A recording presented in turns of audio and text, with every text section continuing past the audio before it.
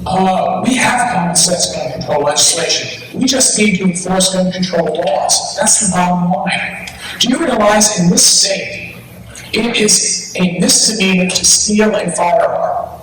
If it's less than $900 in value, and you know a lot of the cheaper firearms that are used in Baltimore to commit murder, for instance, are cheap firearms. It's not even a felony in Maryland. Now, the Democrats have controlled the Maryland legislature, including Ms. Mizeur when she was in the legislature, and it's still only a misdemeanor. You can't have gun control. You can't control criminals' use of guns unless you actually have laws on the books and prosecute criminals. So less than 10% of the gun crimes in Baltimore City, crimes committed with a firearm, are actually prosecuted and go to jail. We got plenty of gun control laws on the books. You'll probably hear about, my opposition to universal background checks. We have universal background checks in Maryland. Check the murder rate in Baltimore. It isn't helping. The bottom line is that criminals will get guns. So the question is, are you going to restrict access of law-abiding citizens to firearms to protect themselves and their family? Thank God the Supreme Court said that the Second Amendment actually applies to you, providing self-defense to you and your family.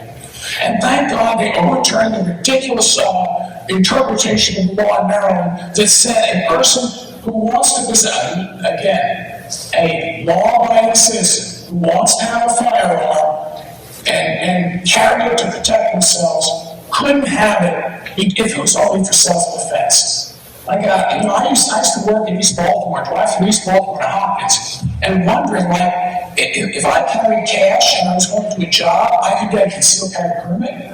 But if I wasn't carrying cash, I couldn't defend myself. And what my father said, my father was a wise man, said, because he came to this country with nothing, he said, everything you have of value is between your 2 ears.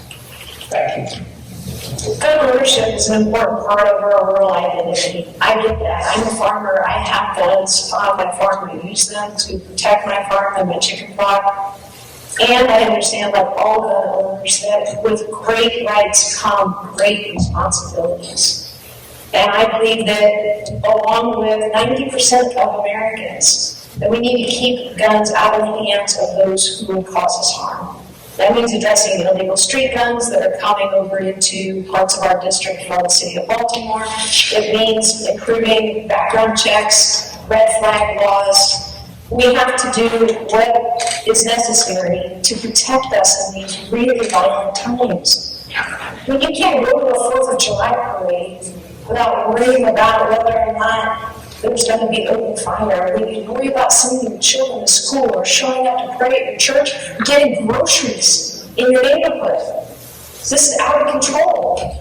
And the problem is not that nobody is willing to do anything about it, because Americans are. We agree on this. It's that Congress isn't willing to do anything about it. And I sat down with you in a podcast in 2017. We had a beautiful conversation, found consensus on a whole range of things that we agreed on to get at the gun crisis. And the problem is, you did nothing about it. You're unwilling to challenge your leadership. You're unwilling to try to get anything done. You do whatever the gun lobby and the NRA asks you to do, rather than what is good policy. When the number one reason for death for children in this country is gun violence, and you refuse to do even the bare minimum things that we found consensus and agreement on, you're part of the problem and not part of the solution. And, by the way, with your concealed gun, you snuck one right into the Capitol building.